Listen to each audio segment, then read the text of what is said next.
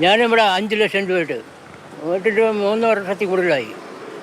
പല 100 തവണ അവധി പറഞ്ഞ് അവസാനം 6 മാസത്തേക്ക് എഴുതി തന്നെ.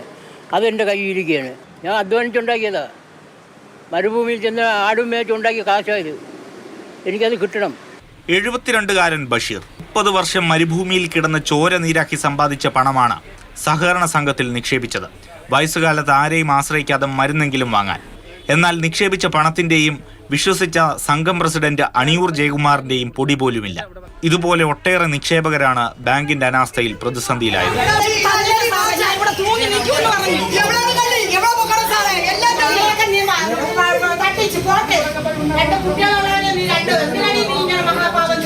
സഹകരണ സംഘത്തിൽ നടന്ന ക്രമക്കേടുകൾ പ്രസിഡന്റായ ജയകുമാറിന്റെയും ഭാര്യയുടെയും അറിവോടെയാണെന്ന് വ്യക്തമാക്കുന്ന തെളിവുകളാണ് ഓഡിറ്റിൽ കണ്ടെത്തിയത്. സി ക്ലാസ് മെമ്പർമാർക്ക് മാത്രമാണ് സംഘത്തിലെ ചിട്ടിയിൽ ചേരാൻ അനുവാദം. എന്നാൽ അംഗത്വമില്ലാത്തവരുടെ പേരിൽ ചിട്ടി ചേർന്നതിനും പിടിച്ചതിനും തെളിവുണ്ട്.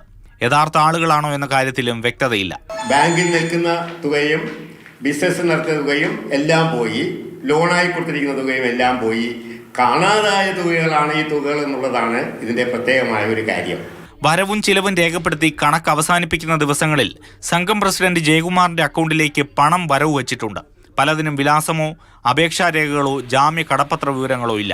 അണിയൂർ സ്വദേശി ബിജുകുമാർ സംഘത്തിന്റെ ക്രൂരതയിൽ ജീവൻ ഒടുക്കിയതോടെയാണ് തട്ടിപ്പുകൾ ഓരോന്നായി പുറത്തു വന്നത്. വർഷങ്ങൾക്ക് മുൻപാണ് കൃത്യമായ ഓഡിറ്റ് പോലും നടന്നത്. കണക്കും കാര്യങ്ങളും ഇഴകീറി പരിശോധിക്കുമ്പോൾ അറിയാം തട്ടിപ്പിന്റെ വ്യാപ്തി. AK Stephen, Mathrubhumi news, Thiruvananthapuram.